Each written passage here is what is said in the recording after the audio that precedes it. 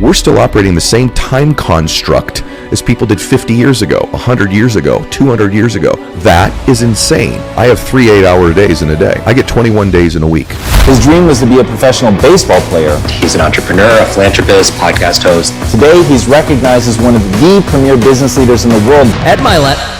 Your identity isn't your career. That's not your identity. It's a very dangerous way to live your life. It's a hack to confidence nobody talks about.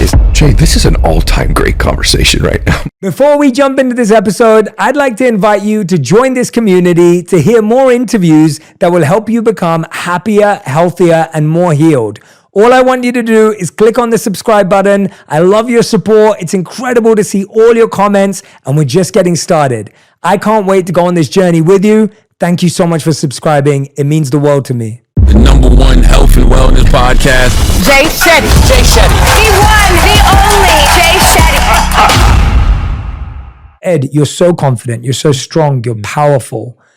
But at the same time, I know that you are going through your own healing journey, your own struggles, your own challenges. Like, what have you been working on inside? Wow.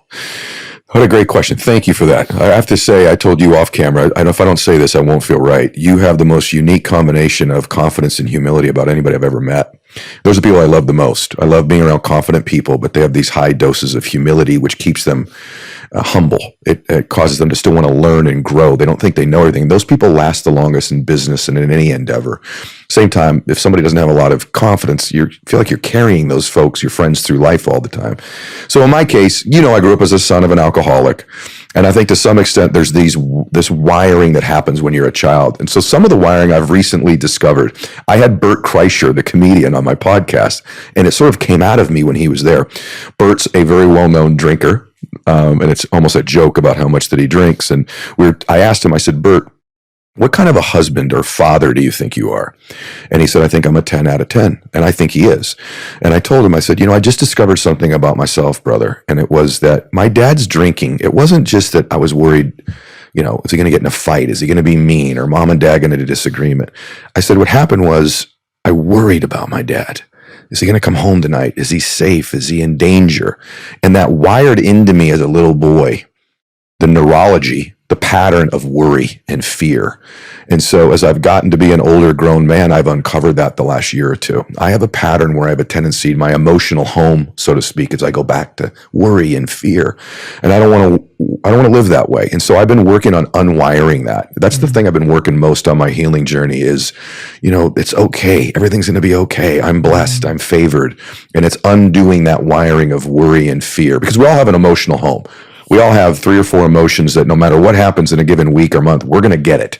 So if your emotional home is anger or worry or fear or frustration, no matter what the external conditions are, you're going to find a way to get your hit of it because it's your home. Conversely, if your emotional home is peace or equanimity or bliss or ecstasy, passion, focus, you'll find a way on a regular basis to get that emotion that you're familiar with, because we're wired for it in our bodies and in our minds to be familiar with those emotions.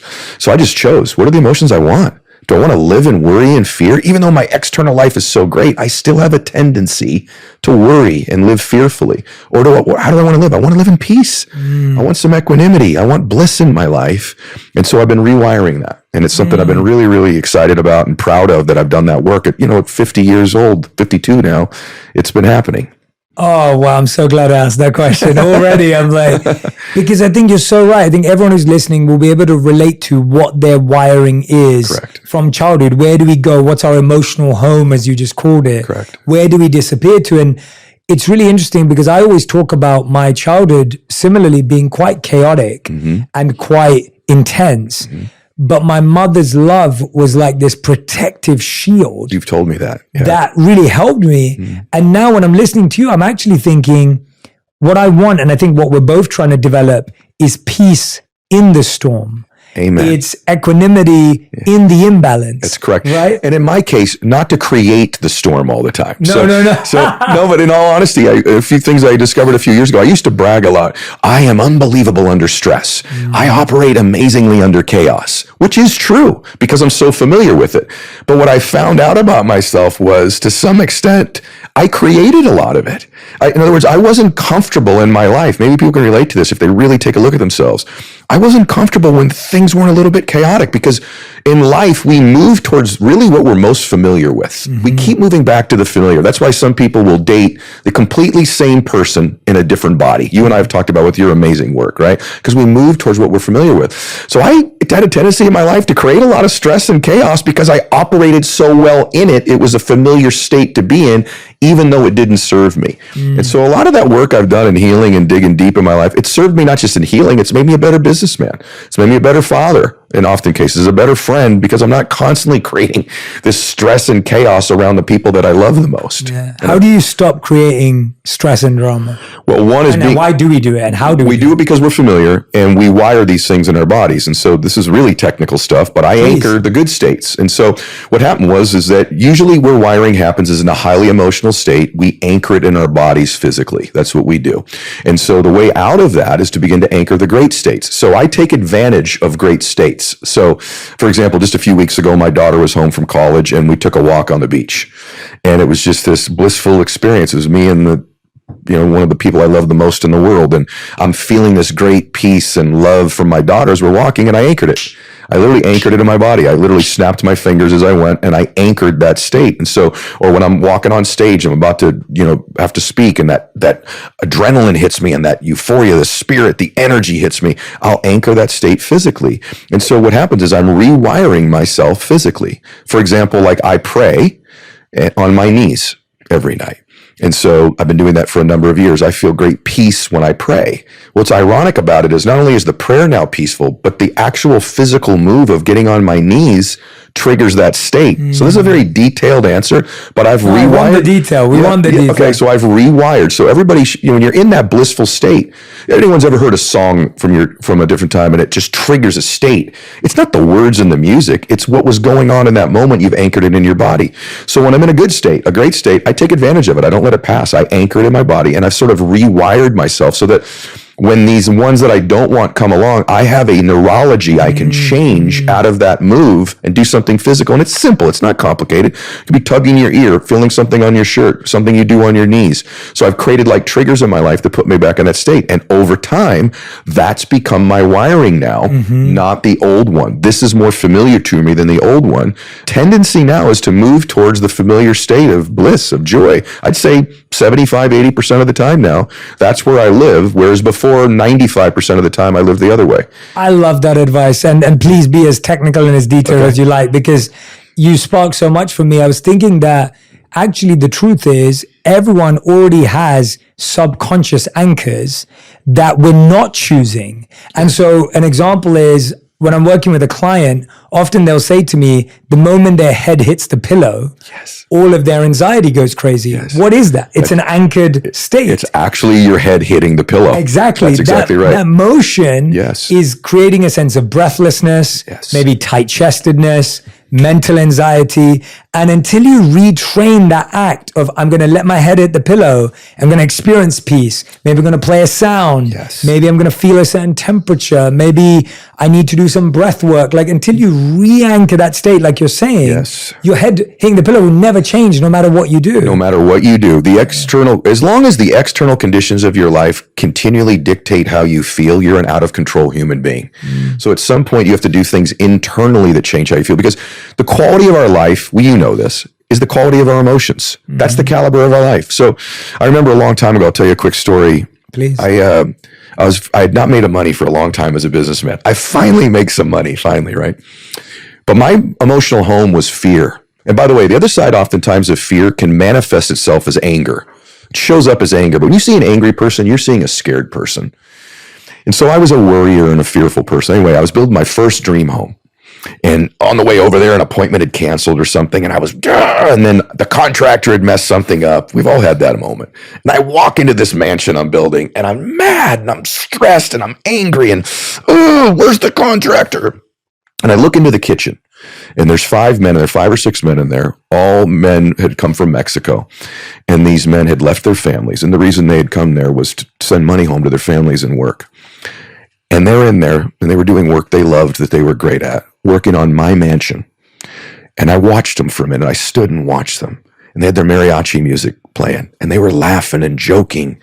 and blissful, and also doing work they cared about, that mattered, that they were great at. And in that moment, I stepped back and I almost out of my body, I went, if life is the quality of your emotions, they're kicking my tail. They're winning at life and I'm losing. I have all these things to be grateful for around me, but my home that I keep going back to is fear, anger, and worry. These guys who had to leave their families to come to another country just to support them. Imagine how difficult their life was there. They had to leave their country and their children to come here to work, to support their families. And they're joyous and blissful and doing work that matters to them and that they're great at. And so I decided it's not, you don't want the mansion. You want how you think it'll make you feel. You don't want the relationship. You want how you think it'll make you feel. You don't want to be fit and sexy and jacked. You want how you think it'll make you feel. So what if I could get the emotions? If I could have these emotions, maybe getting the things I want would be that much easier. And so I focus now, everyone has goals of their physical things they want. But for me, a lot of my outcomes now are emotionally driven because I think if I'm in the right emotional state, I can produce the physical things I want. Yeah. You make better decisions. That's right. You're more clear. Yes. Your vision makes sense. I completely agree with you. It's like, and I think a lot of us feel like the more we do, the more we take on, the more amount of things we do, the more likely we're going to be successful. And I wanted to talk to you about this in terms of your schedule, because I know that that's like You and I have talked about very this important privately. thing. Yeah, like walk me through your schedule. What does it look like right now? It's busy, but I have learned, you and I just were talking about this. I've learned to say no. And I've learned, this is just recent, I'm a people pleaser. And so a lot of times because I am, I have a deep voice and maybe I look a particular way, you wouldn't know that inside as this person, I just want to please people and make them happy because of my childhood. If my dad was in a good mood, maybe he wouldn't drink that day. If I brought home an A on my report card, then he'd show me love. So I conflated in my life, brother, love with significance. And I thought when I would do something significant, it felt like love, but they're two different things. Most people are that way as well. If I can just perform, if I can just do something, people will love me. So I've changed that. And in my schedule, so I have learned to do things that I love, that make me feel good, that contribute. My schedule's busy though. I mean, I'm up very early in the morning, most mornings. I've got a routine that I do. I travel quite a bit just like you do. But what I've really learned to do is to choose things in my life that both are productive, but that also give me a sense of contribution and joy, not just productive anymore. So I've said no to things recently. There's a TV show that I'm doing right now. Another one came up, and I've always really wanted to do this particular show. It doesn't serve my current dream. So what I do is I check in and I ask myself, I audit, is that still my dream? Is that still what I want? There's this great clip on social media going around right now with Jim Carrey. I don't know if you've seen this, but I've watched it and I've sent it to so many of our friends. I thought I sent it to you, maybe I didn't. And he says something in this clip, I'll paraphrase it, I'll mess it up. But he basically says in this clip, he says, I'm going to say something you've never heard an actor say before. And the interview say, what's that? And Carrey says, I've had enough. I've done enough. I've made enough movies. I've had enough success. I've won enough awards. And now I want to just do things that bring me peace and joy. That's a courageous choice in life. And so what he did is he audited, is this still my dream? And I think a lot of times in life, we just have this dream that was given to us by our parents or our friends, or there's an expectation, and we're chasing a dream that was maybe never ours or no longer is. And so now I really audit that. I audit the fact of whether or not this is something that is still my dream. Is it consistent with where I want to go now? So, but I'm busy, I'm 12, 14 hours a day. So my physiology matters, my hydration matters, my Junie water matters. All these things matter to me in my life so that I'm feeding my soul and my spirit so that I am my best when I come do a show like this today. If anyone doesn't know, Ed was just on stage with our good friend Brendan Bashard in LA. That's right. Came straight into the studio. Right here. That's right. And you always this energy, like you have the ability. I think I talk a lot about the difference between time management and energy management. Yes. And you're someone that whenever I'm with you, you're always highly energetic. So are you. You're always, there's that, I feel your spirit coming through your self. Well, I'm conscious, Jade, like you are. I'm conscious of something I think most people are oblivious to. And here's what it is. You are always making people feel something. Most people aren't aware of this. No matter what, you're making them feel something. It could be they could feel important and needed and loved. They could feel slighted and invisible. They could feel that you're demeaning to them, but you're making them feel something. So I try to really focus on my intentions. When I met Wayne Dyer when I was very young, at that time he was writing a book. What a beautiful man. I never got to meet him. I've only read, special. Well, I got to tell you, you remind me a lot of Wayne. A lot. I mean, that, and he was a dear, dear friend. It's just your spirit is very similar. And I don't know a lot of people that remind me of Wayne, but you do. And he was so good to me. But when I met him, it's a funny story. It's a long time ago, but luckily I work out. So I'd won my first trip ever to Hawaii with the company I was at. And I got up in the morning before the sun was up, because that's my routine, beat the sun up. And I ran on the beach. And as I'm running, this man's coming towards me. I could see him, bald guy, sweaty, hairy back. I'm like, I don't want to bump into this guy. And as he gets closer, I go, oh my gosh, that's Wayne Dyer. It was in Maui. And he gets past me. We're both wearing Sony Walkman. That's how old we both are. And I pull my Walkman I had out. one of those too when I was a kid. Yeah. You're dating yourself now. And I go, Dr. Dyer, you changed my life. And don't you love when someone says that to you? To this day, yes. I remember saying that to him. And he takes he had a deep voice like me, takes his headphones off, running, and he goes, I highly doubt that. He goes, I bet you changed your life. But how did I help you? And he stops the run, Jay, and he walks over to me, and I end up sitting on the beach for an hour and a half watching the sun come up with Wayne Dyer. And at the end of the conversation, he says to me, he says, Ed, I think you're going to change the world. Now, at that time, I thought I was probably the only person he ever said that to. In hindsight, he probably said that to a bunch of people. And he said, and it's not because of your amazing brain or you have a unique ability to communicate, Ed, but that's not why. He said, you're a good man. Listen to this, what he said, bro. He goes, you're a good man. He goes, you have great intentions. And he goes, if we never talk again, and we ended up talking the rest of his life, he said, I want you to always link your confidence to your intentions, not your abilities, because you'll be chasing that tail all your life, Ed. So if he goes, there's a correct, and he was writing a book at the time called The Power of Intention, but I didn't know that. When I look for confidence, like before this interview or that speech I just gave, or if for anybody listening, going into a sales call or a meeting or a first date, your confidence isn't your beauty or your ability, it's your intent. And so that's one thing I know to be true about me. I don't always believe in my ability or my talent. That's fleeting. Or what happens when a speech goes bad or a meeting goes bad or a company goes bad?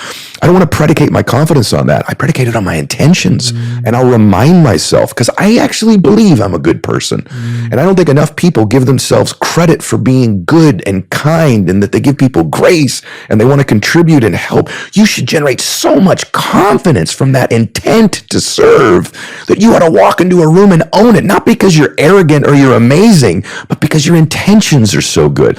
So this is a shell of confidence. A hack to confidence nobody talks about is intention.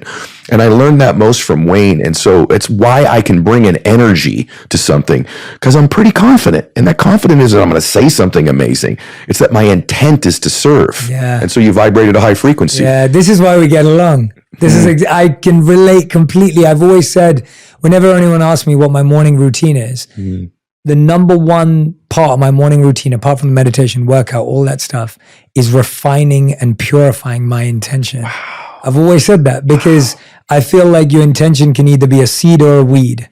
Wow. And a seed is growing, and a weed, when it starts to grow, it looks the same thing as a seed. Very good. But my teachers would always tell us, they're like, a weed will strangle the seed. Like a weed will completely destroy a great plant because of its intention. What do you do? I'm curious. That's so good. Yeah. Wow, that's really good. What do you do with the weeds in your life when they begin to grow around you? Do you have a strategy for that? Yeah, I find that there's almost a mental plucking and extraction process. And it starts with an awareness of why am I making this decision, or what is driving me towards this. And if the intention is not love, service, joy, growth, then chances are, if it's ego, revenge, jealousy, envy, greed, if it's all those, I know those are weeds. But that requires me to sit still and sit quietly in order to really be honest with myself when it's uncomfortable to say, oh, Jay, you're just doing that because you're envious. And being able to say that to myself and not hate myself for that, but to realize it's just a weed in a garden. If you see a weed in your garden and you start hating the whole garden, that doesn't make any sense. You just go and pluck that weed out. And so I feel for me, requires that awareness, that stillness, and then extraction. That's really good. And I think that's probably why I think we get along so well, because of that intention. But I want to ask you, how do you Very good, Jay. develop and build and help people choose an intention that lives off the page? Because I think we're all used to now, like, my intention today is, right? But that's not what we're talking about. How does your intention come off the page and come into your day? That's a great question. I tell them all, you validate your intention with your action. So I call it validating it. And so I like to give myself evidence that it's true.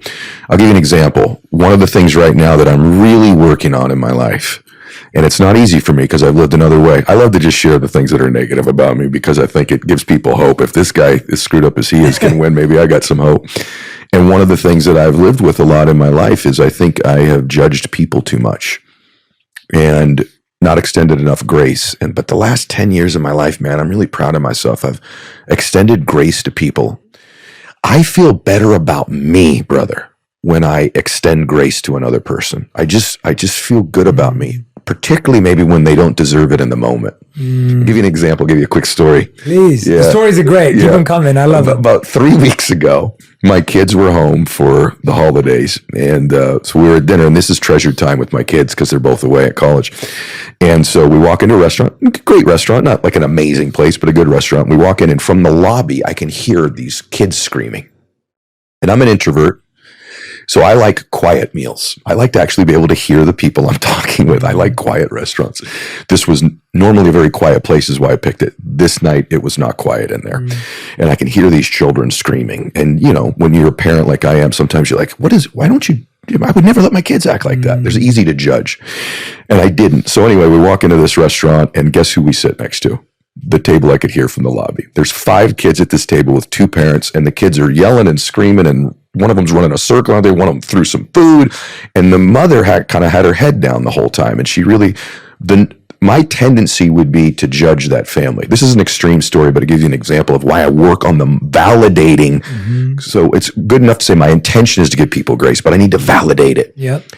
And so my kids were kind of looking at me because they know their dad, you know, and I went, I'm going to extend grace to that family right now. And I actually told my family, I said, you guys okay? It's going to sound crazy. Can we just say a quick prayer for them over there? They're like very close to us. And the rest of the restaurant had noticed them too. And so I said, let's say a quick prayer. And they go, Max, say the prayer. I say it to my son. So my son says a quick blessing for that family. And my daughter says, Daddy, let's buy them dinner. I'm like, now you're pushing me, but okay, we'll get their dinner too, but we're not going to tell them. Anyway, so we extended grace, and the entire meal, they were noisy and chaotic. Anyway, the end of the meal, they left before we did. And so they left, and it got very quiet in there, and it's like, But the whole time I had extended grace, I didn't judge them, which would be a tendency I would normally maybe do in my past. But now I'm validating this new intention of mine. Anyway, we pay the bill and we leave. And 2 days later, I'm hitting a couple golf balls at the golf course. And the server that night was hitting balls next to me. And he said, oh, Mr. Milet, that was so kind of you to buy the meal for that night for that family in light of the funeral. And I said, what? He goes, that family that night, he goes, you know, they had come there to celebrate. They had just left the funeral of their grandmother. I said, you're kidding me. And he said, no, and the grandmother would come in here with them. They're a very close family. The kids don't normally behave like that. And the mother that night was so down. It's her mom. The kids are extra close to her because their husband, when he was deployed in Iraq, the grandmother lived with them and sort of raised them. God. And so they had just left the funeral that night and were having the dinner. And I went, there you go. You never know what someone's carrying. You don't know the burden they're carrying. It hurt people. People in pain typically will create pain for other people. And I was like, what a blessing that I've got to this point in my life that I do extend grace even when it doesn't seem like somebody deserves it, because you don't know what they're carrying. So I validated that intention with my behavior, and thank God I did, not knowing what they were going through. So it was a really beautiful culmination of the story that you just don't know what someone's carrying. Extend grace, give people kindness, do everything you can not to judge. Yeah. Wow. That's powerful, man. Yeah, that's a crazy story.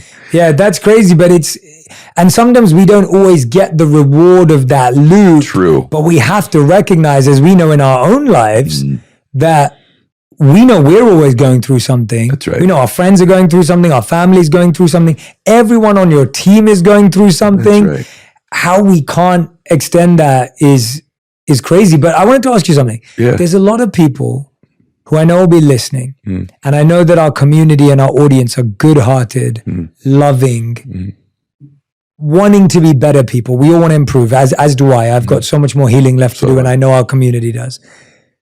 But they often feel like even though they lead with love, everyone around them is causing them pain, is negative, is toxic. They don't feel that around them. And they almost get exhausted trying to be this bigger, graceful kind of person. Yeah. And I'm sure you felt that. I know you're the right person to ask this question to. What do you do when you feel everyone around you is bringing you toxicity, negativity, and poor energy? How do you operate? I reduce proximity to them in those moments, and sometimes they are the weeds that need to be weeded out of your garden. That's the most difficult decision, but sometimes it's not weeding them out, it's reducing proximity. And then I've created some havens that I can go to sort of escape that for a few minutes. And so some of those are actually people. I've got 2 or 3 people in my life that when these other people are losing it and acting in a toxic way or acting out or antagonistic towards me or other people, I've got another person or two that I can go to that shifts my state, that is my rock, that is someone that I can express myself to. For some people, that might be therapy. But in my case, I've got 2 or 3 just great friends that I can go to. They set me straight. They give me perspective. Yes. What great friends give me is they give me perspective. This will pass. They're going through something. Rise above this. And see, when some people walk into a room, they adapt to the energy in the room. Greatness is walking into a room and shifting the energy. And so I believe I'm built for those moments, that over time I'm built to shift the energy in the room, shift it. And the way that you do it is, to me, it's just really speaking truth to people. And sometimes in a kind way, speaking truth to them about their behavior and their conduct and letting them know that you're better than this. You are better than the way you're conducting yourself. You're better than this. And here's why I do that. Truth, I think, vibrates at the highest frequency. And so if you want to influence somebody, you have to be vibrating at a high frequency. That's telling someone the truth in the moment. You can tell the truth to somebody in a kind and gentle and generous way. But when you don't address someone's behavior that's toxic towards you, you're not operating in truth. And what happens is you reduce your own vibrational frequency, and that can get worse. So the way you rise above and shift the energy in the room is actually by operating in truth with somebody, saying, look, I love you. I believe in you. And that's why I'm going to tell you the truth right now. Yeah. And here's the truth. This thing you're doing right now, this way you're handling yourself is it's so beneath who you really are. You're capable of so much greater. And I want you to know, I love you and believe in you enough that I'm going to share with you the truth. And by the way, there comes these intentions too. If you've sown enough seeds into someone, they know your intention. I think you can challenge people. I think great people are good at challenging other people. And the only way that you can challenge somebody is they have to know you love and believe in them first. So like even in your companies, listen, Jay's life is just exploding, right? Everything about that he's got going. So a lot of people depend on you. A lot of people work with you. And you've got to be able to challenge them to raise their standard. You can't do that first. You have to make deposits into people before you can make withdrawals. Because anytime you're challenging someone and saying, I need you to step up, that's a form of a withdrawal. It just is. You have to have made the deposits in someone of belief and love first. And then if you operate in truth, man, your frequency's vibrating real high. You can shift an environment and shift the energy. Oh, I love that. I love that. I love that. And it's and it's not a technique. No. It's real. It's real. Like it's not like, I always find like it's not like you're being nice to someone so you can ask for something back. And that's where the way you're saying it, it doesn't come that way. And I love that idea of raising and shifting frequency. And I actually want to give more people the encouragement and courage to be able to do that, because I think we all do feel I can't shift it. I can't do anything. I'm not in control. My reminder would be truth is what shifts the room. And when you come from a loving place and a truth-telling place, here's the other thing. I said this to you one other time. I don't know if it was on the show or not, but I think a lot of people feel inadequate about that. Like, I'm not qualified. There's nothing great about me. Like, I've not achieved something. Or the other thing they do is they hold their sins or mistakes of their life as like weapons against themselves. Oof. Like, you don't know about my divorce. You don't know that I did this thing I'm not proud of. You don't know I had this business failure. I've gained some weight. And so I made a commitment to get fit and I'm not anymore. I'm not qualified to shift the energy or change other people. And one of the best examples of that ever, I've shared this with you before, is my dad. When my dad got sober, it changed our entire family's life. I mean, it just changed everything, that one decision my dad made. And after I wrote my book and after my dad passed away, I woke up one night, it was like 3 a.m., and I was crying and kind of startled my wife. And she's like, "What's going on, babe?" I said, "Babe, I just realized something. Here I am, 52 years old. My dad had been sober for 35 years. This never dawned on me." I went, "Someone helped my dad." I've told you this before. And she goes, "What, honey?" I said, "Someone helped Dad. And that person changed my entire life." Like, that act of helping one person, the ripple effect is I'm his son, and I've been blessed to reach millions of people around the world. That person doesn't know that helping my dad changed millions of lives. And she goes, "My gosh, that's incredible." I said, "That's not the most incredible thing. The most incredible thing is what qualified that man to help my dad, who I didn't know who he was at the time." She goes, "I don't know." I said, "Not how perfect he was, not how stupendous, not his amazing achievements. What qualified him to help my dad was that he was also an alcoholic at one time. He was a drug addict. He lied. He lived in the shadows. And so actually in life, we're most qualified to help the person we used to be." Oh, yes. And so in life, it's not that you're better than these people. It's that you can help people that used to be like you, that you used to operate in a way that didn't serve you. Maybe you behaved in a way that wasn't conducive with your character. Because of that, you're qualified to help people that are operating that way. So you're immensely qualified in life to shift other people if you're willing to be vulnerable and reveal your imperfect. You don't connect with anybody by going, "I'm amazing." Like, imagine the podcast saying, like, "Brother, to be honest with you, I have no problems. There's no healing left. I'm just kicking butt everywhere I go." And you're like, "Well, me too, man. We're just touring the globe in Dubai together." You know, that's not the truth. The truth is the way you connect is by going, "Here's all the things that are." Which is what we did in that car. Which is what we did in the car with each other, right? So like that you're revealing your imperfections that connects you with people. And just for everybody to remember, you were born to do something great with your life. And when you were a little boy or a little girl, there was probably one person who made you feel that way. And you ought to give yourself the gift right now of who is that person? When you were a little girl or a little boy, they made you feel special.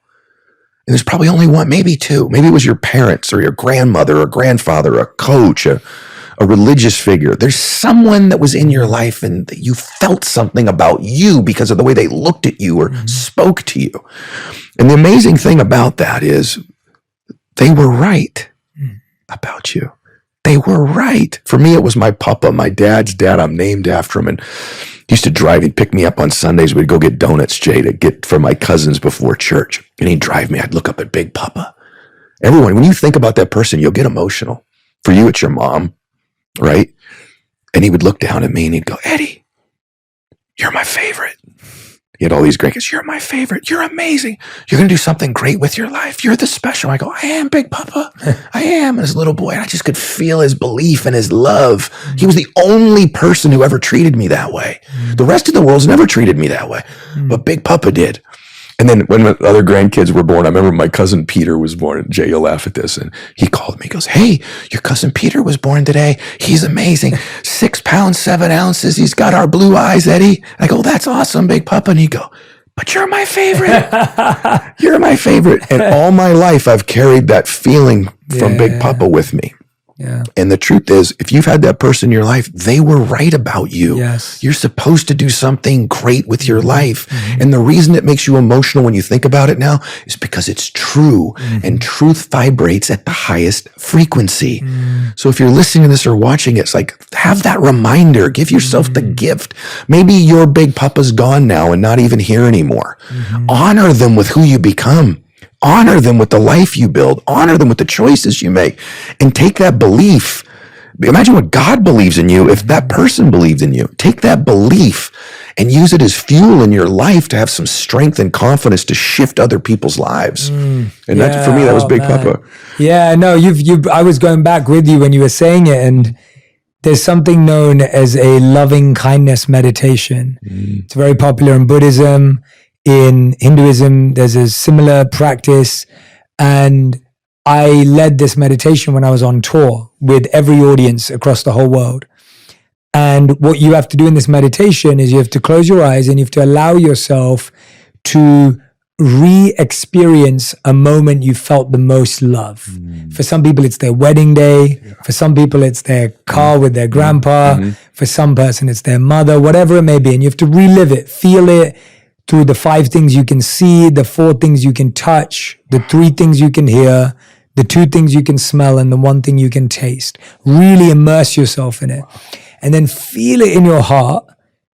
And then feel it cascade from your heart all across your body. And then if you try and give it out to your friends and family, to the stranger at the restaurant, to the rest of the world, it's so possible because you're feeling, as you're saying, that will never run out. Amen. Your memory of your grandpa saying that to you, that will never, ever expire. It will always be there. And the amount that can be recycled into giving love to others and to feeling loved always. Whereas what we do is we try and search for the next person to love us. Right. We're searching for that next person to say something amazing about us. And with that, you're always running out. You're right. Because it comes once and it goes and it comes and it goes. Whereas that one person, you're so right, that loved you. Jay, this is an all-time great conversation right now, by the way. It's because we just went deep. We did. We went deep. I think there's a validity to what you just said, too, a truth that's just so profound. It's very difficult in life to transfer to somebody that which you're not experiencing. So in order to transfer true love and true belief in somebody, you have to be experiencing it so that you can give it to somebody. And so giving yourself that gift allows you to give it in abundance to other people. Yeah. That's really good. That's awesome meditation. I think one of the reasons, again, why we get along, but why we're having this conversation is that we both believe in this paradox. So we both talking about currently at the beginning of this conversation have talked about very like spiritual, emotional, universal ideas of existence. But at the same time, we're both good at getting stuff done. Yeah, not Right? all philosophy. Correct. Right. And I think that's something that I've always tried to do in my work, where it's like, I don't want anyone in the world to just think that, oh, if I change my mindset, everything's just, because I don't want to fool people and I don't want to mislead people, because I know in my life that spirituality and strategy have had to go together. Yes. That sincerity and structure have had to go together. And I find that that combination is what's allowed me to live a fulfilling and successful life and continue to create it. You haven't made a decision unless you've taken an action to validate it. Yes, exactly. That's the thing that you're exactly right. People that come to our events or may just hear this conversation go, oh, I just really need to sit around and really vibrate high and think about things. No, you don't. You have to put your feet on the ground and you've got to go to work and you've got to the real truth is if you've made a decision and it's real, you'll validate it with your work. You'll validate it with your effort and the choices that you make. And the truth is this, like, here's the other thing a lot of my confidence comes from. I'll be candid with you. And I know this about you. I'm going to outwork you. Here's the truth. I'm going to outwork you. The one thing I learned from my dad is that, listen, a lot of my confidence comes from the fact that I deserve to win. And I deserve to win because I'm working my tail off. And I don't think enough people give themselves the gift of just super hard work. I mean, I know your schedule. You know mine. We were talking about that. But the truth, this is just something I'm saying if I don't validate it with an action. It's like you said with your books, like, I love you. No, that's a verb. There's an action that's taken to validate that I love you. There's things I can do to give evidence of the fact that I love you. And so, no, you can't just sit around and think about these things. You've got to get to work. You've got to implement them. And then, by the way, when you do that, listen, the reason I can speak with such clarity on this stuff is I've done them. I've been in situations where this stuff has been tested and tried and true. So I'm a huge, huge advocate of work, of taking the steps necessary to do it. And I know that that's something with you. Like when I met you, I had a notion about you that wasn't accurate, which was that you were more of just this, listen, we're just going to get quiet and meditate and empty our minds here and everything we want is going to come our way. Then I met you, and I said this to you off camera. There's a fire and an intensity and a work ethic to Jay that I think would surprise most people. You're this very unique combination of this very tranquil, peaceful, loving, kind being who's also wound tight and wants to win and is intense and is going to make things happen and wants to max out his life and isn't just sitting around waiting for it to come his way. He's going to get a lot of it. And that's one of the things I admire about you. Absolutely. Walk me through how you've translated that grace, that love, that kindness into a plan for like 2024. Like, how do you translate that? Like, what does your day look like? What does a quarter look like? You've built businesses that are successful. I want to know that part. Because I love that connection that I'm trying to make here between this sincere heart with a strategic mind. It is my perception of time. And so I believe you can bend and manipulate time. And so here's what that looks like. I don't buy into a 24-hour day. That's an archaic time frame. See, you and I live in an age where, think about it, 100 years ago, if I wanted to get something done, I'd have to write it down somewhere, stick a stamp on it, or put it on the back of a horse a few hundred years ago, and you'd get it in a month, and then you'd translate and get it back to me in a month. Now I can text you in 3 seconds, but we're both going to manage time in 24 hours.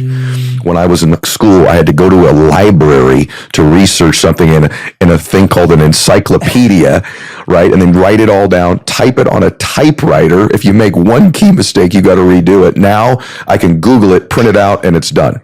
Yet the same time frames are managed. And so that's insane, right? I can email, I can text, I've got all these things on my phone. So we're still operating the same time construct as people did 50 years ago, 100 years ago, 200 years ago. That is insane. And so I have a huge advantage in my life that my days are mini days. And so I have 3 8-hour days in a day. I get 21 days in a week. 21 days in a week. And so my first day is 6 a.m. to noon. And in that day, we've all had that day where we go, man, I've got more by 8 a.m. done than I've done in a week. That should be every day if you want it to be. It's your expectation of time. Here's the thing. When something is scarce, it's more valuable. Okay, so that's why a diamond is worth more than a piece of paper, because it's more scarce. When your time becomes more scarce, it becomes more valuable, and other people treat you with more value. So that's one benefit. But my first day is 6 a.m. to noon, and in there, I'm trying to get in there the amount of productivity, joy, business, fitness, whatever it might be that I would get in a 24-hour day, compressed and manipulated that time into to the 8-hour window. Why? Because of all the technology at my advantage. Now, there may be some days that's a Netflix and chill day for me. I'm not saying you have to be hyper productive. That's okay. That maybe on Sundays, a lot of people have that. I'll have a day like that, but it's not every day. And so the second day starts at noon. And it runs all the way. Usually, sometimes I even shrink them to 6 hours sometimes. I'll go 6 a.m. to noon. So that's a 6-hour window. I give myself a 2-hour buffer. The second day starts from noon to 6 p.m. And in that second day, I'm trying to get the same amount of stuff I would get in a 24-hour day in my 6 to 8-hour window. This year, there's 6-hour days. There's 6 a.m. to noon, noon to 6 p.m., and 6 p.m. to midnight. Now, I'm going to sleep in there. I'm going to get rest. I'm going to have laughter. I'm going to have faith. I'm going to have cooling at time. But now, what happens is at about noon every day, this thing goes off in my head and I evaluate. What did I get done? What do I need to double my efforts on? What can I celebrate? What did I learn?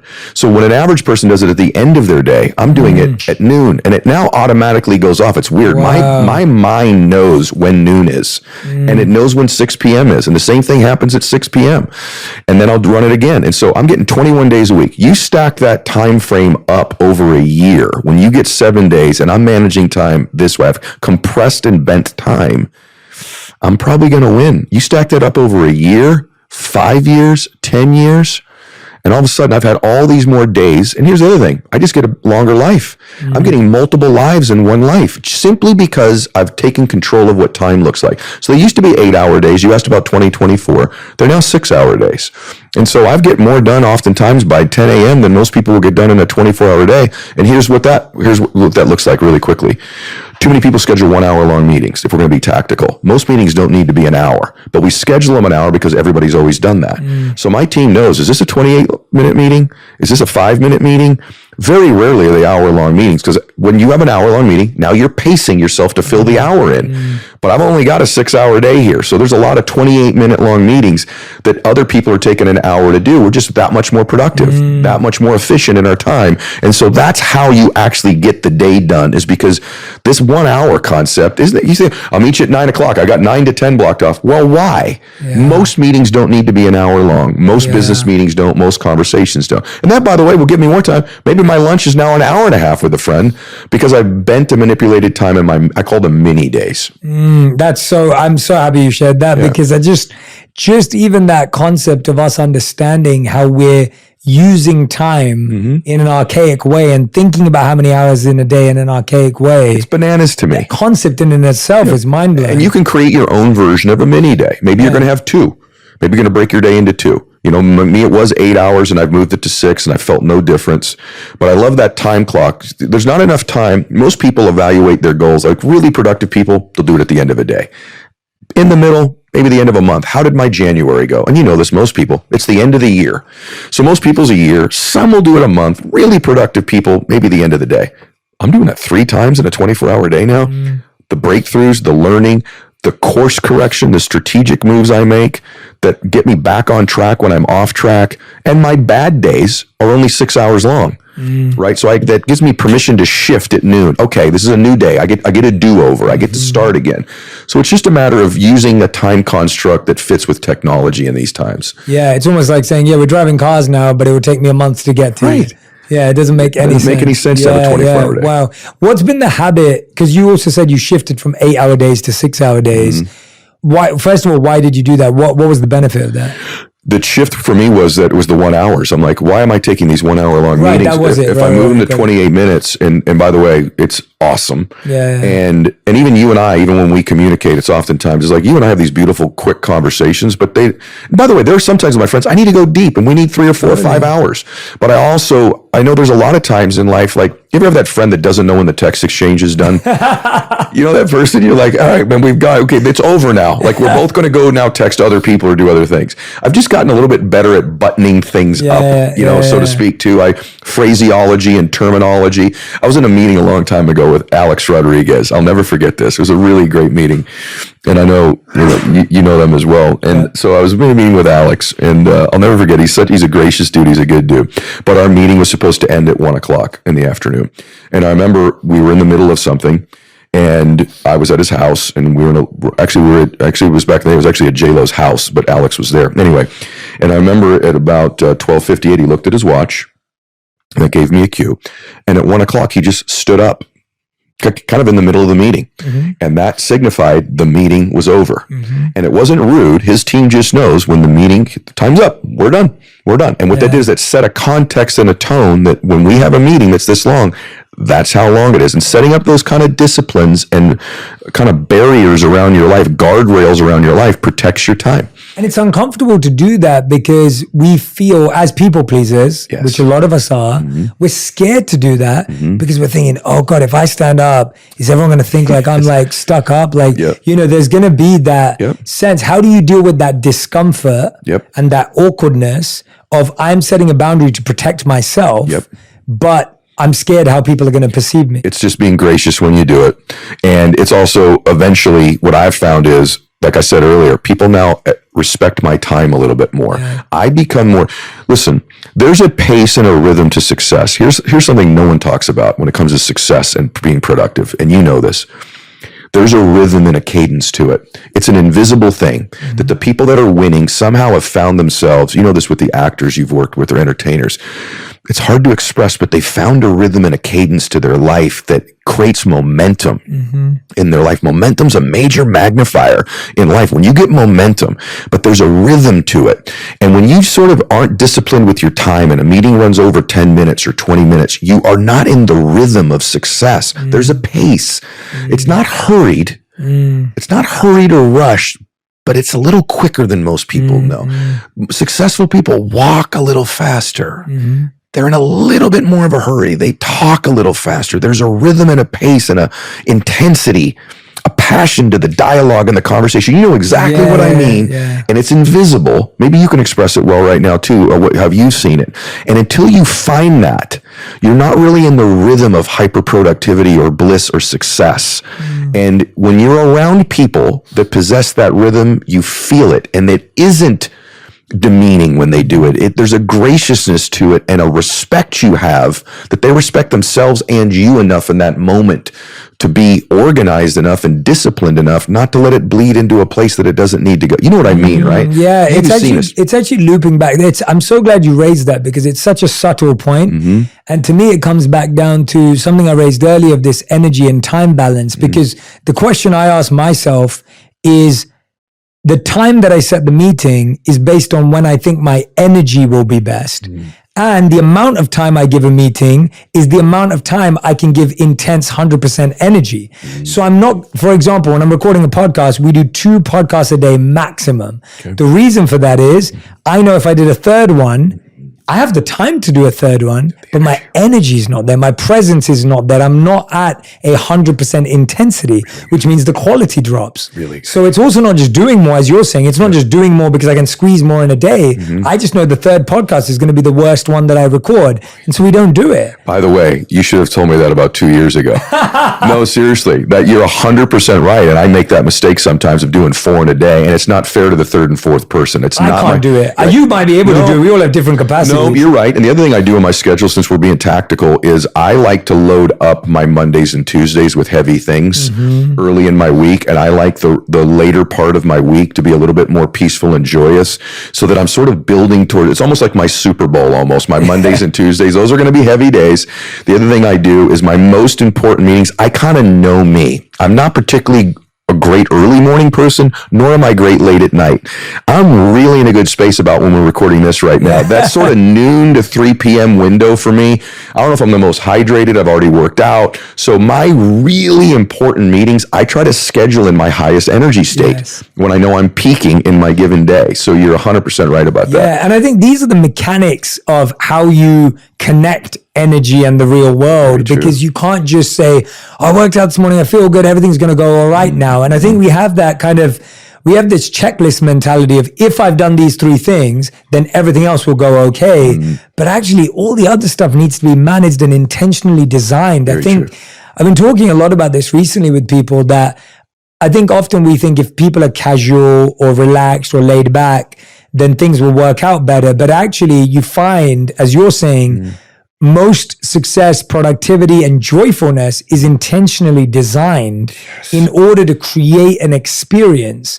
And I wanted to get your thoughts on that. Like, you're 1,000,000,000% right, Jay. The higher you climb, there's all this other stimulus happening in your life, right? So if you don't create those constructs now, when you get to a point where like you get the things you want in your life, the demands on your energy and time only increase. And your ability to manage that and create structures around you that keep you productive, that is a huge thing you've just shared. I've watched a lot of people climb to a point, and when they get to that point, they didn't create new structures around them to support the next level. Every level you climb requires a different type of energy and structure. And so some things, even that I'm doing right now, I know maybe 4 or 5 years from now, I'm going to have to reevaluate those that'll change with the conditions of my life. For me right now, as busy as I am, it requires more intent to structure than ever in my life. And if I didn't create them when things weren't quite this busy, I don't think I would have continued to float into the next state. And I've watched a lot of people get to a place and then they can't navigate that next level because of the structure, maybe the lack of a team around them, quality people, management of those things. And so I'm always trying to be ahead structurally to my results. Yeah. What most people think is, I'm going to produce this thing, and then when I get there, I'll figure it out from there. That stagnates your growth. You've got to be preparing and expecting that growth and creating the structures around you to facilitate it so it continues to flow. So good. So good. And I think we get sentimental. Like like, it's so good. I can't let go of this habit or this structure or this thing because it got me here. That's so true. And I feel like you have to get really non-sentimental. Like, you're so right. Like what you're saying about is preparing. Well, mine's my morning routine. I used to have a very long morning routine: cold plunge, meditate, pray, gratitude ritual, stretch, and the thing got so long that I'm like, my gosh, I'm 2 hours into a routine here. I got to get to work. I got to get some stuff done. And so you kind of and what it was is I started to accumulate these sentimental things that, man, that day I cold plunged, I had a big speech that day, so I better keep cold plunging every day, and I started stacking up this closet full, and I had to come in, it's like an old closet full of clothes. I had to go, which of these don't I wear anymore? Yes. And I'm going to take this one and give it away. And so you're right. It's the sentimental holding on to things that got you where you are won't get you where you're going. And so I have to constantly kind of audit my closet, so to speak. And so my morning routine now is nowhere nearly as sophisticated as it used to be. It's much more brief, but it serves me now. Yeah. It serves who I am now. It serves my ambitions and goals now. Yeah. And so you're 1,000% right about that. Yeah. A lot of people I speak to as well, they struggle with, and I've struggled with this in the past, where you know what you need to do. you know how much time you have, but then you procrastinate, you overthink. And I'm sure you get asked this question all the time. Like, but I still see it again and again and again in the same people. So do I. Where they tell me, Jay, I'm gonna have this done. I'm accountable. I'm gonna commit. But then somehow it still doesn't happen for them. What have you found is really useful insight for someone who finds themselves constantly getting stuck? They know what they need to do. They know how much time they have, but they keep procrastinating and overthinking. One, you're trying to get your life back to your identity. You and I have talked about this analogy before, so I'll be quick with it. But your identity, your personal belief in yourself, your identity is like the thoughts, beliefs, and concepts you hold to be most true about you. It's a thermostat setting on your life. We talked about this before. I'll give you two things. So like this studio we're in, I don't know, 72 degrees in here right now, something like that. The external conditions, it's a cold, rainy day here in LA. The external conditions, it's 50 degrees outside. That does not affect the internal thermostat in this room. It is 72 degrees. If it was 90 degrees outside, the air conditioners will come on and cool this room back to 72 degrees. You procrastinate because your results are about to exceed your identity and you're turning the air conditioner on. So if right now you're getting 72 degrees of, you believe in yourself at 72 degrees of wealth or abundance or productivity, and you've started to heat it up to 85, 90, 100 degrees, you subconsciously turn the air conditioner on of your life to cool it back down to what you really believe you're worthy of and you deserve. So the deep work is you got to raise that identity of what you believe you're worth to 85, 90, 100 degrees. How do you do that? Typically proximity to people who live at that thermostat setting. They will heat you up to theirs. So that's a huge one. That is a huge, I just want to make that, you made that sound so simple and you made it really easy. That is the huge one. That is it. It is at that gut level. I watch it. That's why you'll see somebody who, for example, their love thermostat is 72 degrees and you go on, you double date, they're with their dream person. You're like, oh my gosh, they're in love. It's blissful. They're at 90, 100 degrees of love in their life. And a year later, you run into him and you're like, so how is Steve or how's Janice? Oh, it didn't work out. What happened was they turned the air conditioner on and cooled it back to what they believe they deserve oftentimes. Or wealth. We've all had these friends that they're 72 degrees of wealth and all of a sudden, man, their business is kicking 85, 90, 100. And what happens is it seems coincidental. Oh, supply chain. Oh, this or that. A customer broke off. A car broke down. I had to loan money to a friend. No, those were circumstances. What really happened was you turned the air conditioners on and you cooled your life back financially to believe what you believe you're worth. Same in your body. Someone's 72 degrees of fitness. They're getting in shape. They've lost the 10 pounds. They look great. And you see them in a year and they've come all the way back and gained it back. And you're like, what happened? They turned the air conditioner on of their life and got back to what they believe they're worth. You got to change that thermostat setting. And it's typically like in my faith life. If I was at 72 degrees in my faith, I started to surround myself with some men in my faith life who, man, they live in their faith at 95 and 100.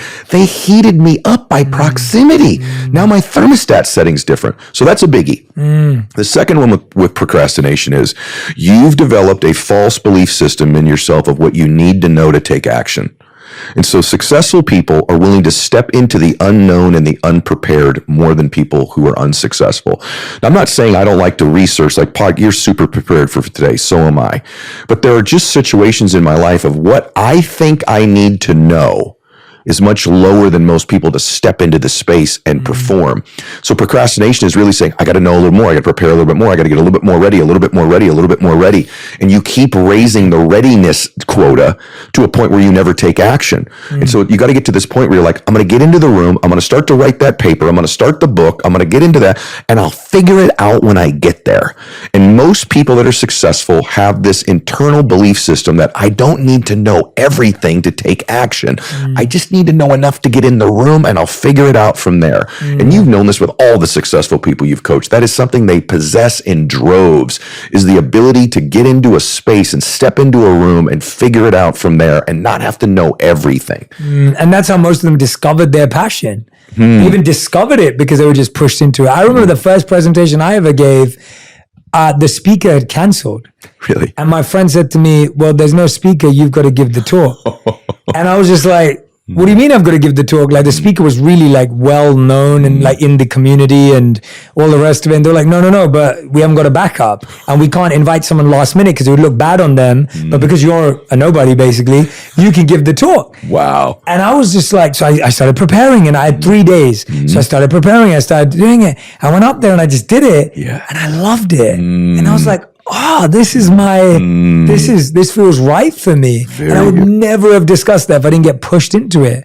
It would never have happened. That's a beautiful story. It would never have happened. Yep. And so I think so many times that you're so right. And I love that you addressed the first part about belief of what we deserve. Mm-hmm. I just want that to sit with people because Ed, the way you like just put that out there, like I'm like, that is exactly it. That there is some part of us that just doesn't believe we deserve the level of success we're striving for. Right. And those subtle subconscious air conditioners of our lives that cool down show up as coincidences, but really they're not. They're by design because you're going to cool your life back to what you believe you deserve every day. When I work with athletes, they're like, what do you do with the pro athletes you work with? I'm mainly, this, even what do most people want? Like when someone's really successful, what are you working on? I go, usually their identity or their confidence. It's usually those two things.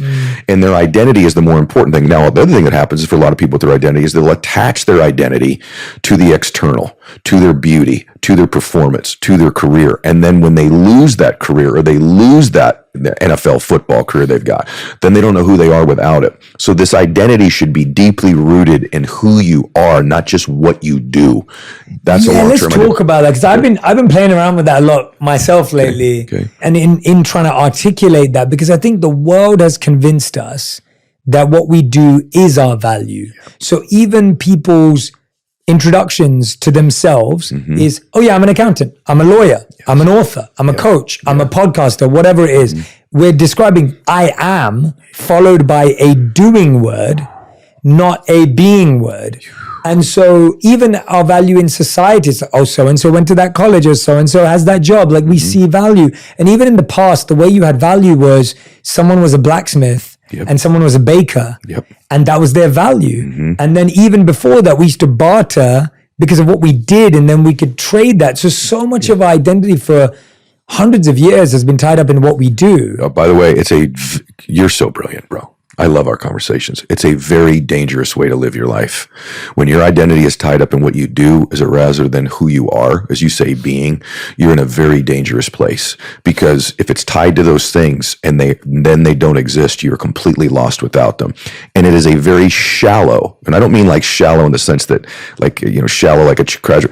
I mean, there's not a lot of depth to that identity that is long lasting when it's attached to what we do or what we look like or what we've achieved. You'll say that you're right. I just met someone the other day who I knew immediately they lacked a strong identity because they immediately just resumed me. I did this, I did that, I achieved this, I was written here, I was that. And I actually stopped them and because I really liked them. And I won't say who she was, but I said, I really like you. I like you. What impresses me is you. Who you are, your kindness. She's brilliant, by the way, this woman too. You're so brilliant. You're so kind. That's your identity. Your identity isn't your MBA. Your identity isn't your career. That's not your identity, but they've linked it to that. And it is a dangerous way to live your life. And it's not a deep way to live your life. A deep way to live your life where you can make impact in multiple areas is to root your identity in who you are, those intentions, the things that you believe to be true, your character, the way you conduct yourself, your value in life, your value, you're valuable. That's where identity is deeply rooted, not in the external. It's okay to be proud of your degree or your achievement or your career or your company. That's different. Being proud of something and having a sense of, gratitude for what you've achieved, that's great. But when you link your identity to it, you're in a dangerous and shallow place. Absolutely. Last question, Ed. We've talked about peace. We've talked about productivity.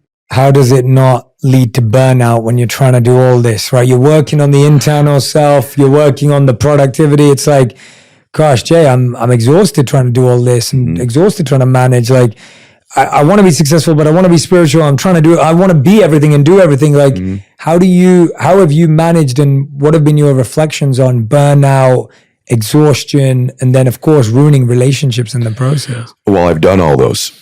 So I have experience in burnout and ruining relationships and messing things up. And here's what I've learned. I want all the things I want, but I don't have to have them right now. And it's the right now of life. I got to be in a hurry. I got to do it. I got to do it. I got to do it now.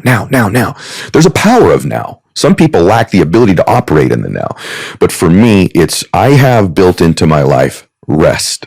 Last night, I slept 12 hours. Wow. And the reason is I've been getting to the point right now where I'm tinkering on the edge of too much now, too much now, too much now. And so I reflect back on my faith. I reflect back on, there's basic things I know you do, but I'm a big person on earthing and grounding. I love to get outdoors. I love to put my bare feet in the ground and let that recharge me. I'm real big on my recharge stuff now. And sometimes that means lots of sleep, believe it or not. I used to brag that I got 5 or 6 hours of sleep and I could operate on that. And I've learned over time, maybe there's a season for that's great. But there's also a season where I listen to my body. You're the best at this, but I've gotten better at listening to my spirit and my body. And when my spirit is screaming at me, you need to rest. You need to recharge. I listen to my body, especially at 52 years old. My body will speak to me even more now than sometimes it ever has in my life. And I listen to it. And I've given myself the gift. I'm not afraid anymore. You and I have talked about this privately. I'm not afraid anymore that I'm going to lose momentum. I can say no to something. I can rest. I can recharge. I can reflect. And it doesn't mean I'm going to lose momentum. I used to believe if I don't keep going, I'm going to lose the momentum I've got. And the truth is that's an insecurity in me. That's my lack of identity screaming at me. And there's really 3 things, whether you believe in whatever your spiritual beliefs are. But if I was the adversary or the devil, what would I do to try to get you off track? What would I do? There's really 3 things. The first thing I would do is I get you to doubt. 3 Ds. I'll get you to doubt. Can I get Jay Shetty doubting himself, doubting that it matters, doubting his ability, doubting he can go to the next level? I'm going to get him to doubt. Well, that's been happening. Yeah. Me too. Yeah. Me too. I can see it on your face right now. Yeah. Me too. Doubting me. The second thing is I'll get him discouraged. I'll have a real critic. I'll have some hits. Have him have a miss or two. Swing and a miss, right? If I can get him discouraged, then I got him. And the third thing, if I can't do that, or I'll do both, I'll get him a bit delusional. Delusion is believing something's worse than it is or better than it is. And you thought stack and you start to stack it. What about this? What about this? What about this? What about this? And I get you magnifying something to believe that it's a far bigger problem than it is, far more dramatic than it is, or far better than it is. Dude, you just explained my last 12 months. Oh my God. Wow. Okay. And so those are the 3 Ds. And so it's doubt, discouragement, and delusion. Wow. And what I try to do is when I see them showing up, and they do, I go, I know exactly what this is. This is the negative coming to get me. This is trying to get me off course in my dreams and my vision and my contribution. And I am not going to let other people be cheated because I doubt and I'm discouraged and I'm delusional. And so I really focus when those things come up and I identify them when they're there and I root them out because I know where they're coming from, and they're not coming from good. They're not coming from God. They're not coming from high vibrational frequency. They're coming from the worst of the worst. And so I absolutely rid them out when they show up. Ed, that is a huge gift to me. You have no idea. You have no idea. Okay, brother. Well, good. Genuinely, you have no idea. You're a gift to me every time. That's a real gift. Ed Milet, everyone. Follow Ed on Instagram if you don't already. Go and listen to his podcast, Max Out. And books. I mean, no new books right now. No, just the Power One More. Yeah, Power One More was the book we discussed last time. Power One More. Honored Max to help Out anybody podcast. any way I can, man. Yeah, Ed, you're the best. Thank you so much for coming back. Love you. I love these conversations. Honestly, they're so healing and therapeutic to me. I feel like I'm that 72 spending time with the 95. It's like, it really does heat me up. Honestly, genuinely, like these are such life-giving conversations for me. So I'm so glad we recorded. I'm so glad we got to share it. And thank you, grateful, man. Genuinely grateful. So am I, brother. You're a blessing Super in my powerful. life. You're a blessing. Yeah, thank you. If you love this episode, you'll enjoy my interview with Dr. Daniel Amen on how to change your life by changing your brain. If we want a healthy mind, it actually starts with a healthy brain. You know, I've had the blessing or the curse to scan over 1,000 convicted felons and over 100 murderers, and their brains are very damaged, very damaged, very damaged, very damaged, very damaged, very damaged, very damaged,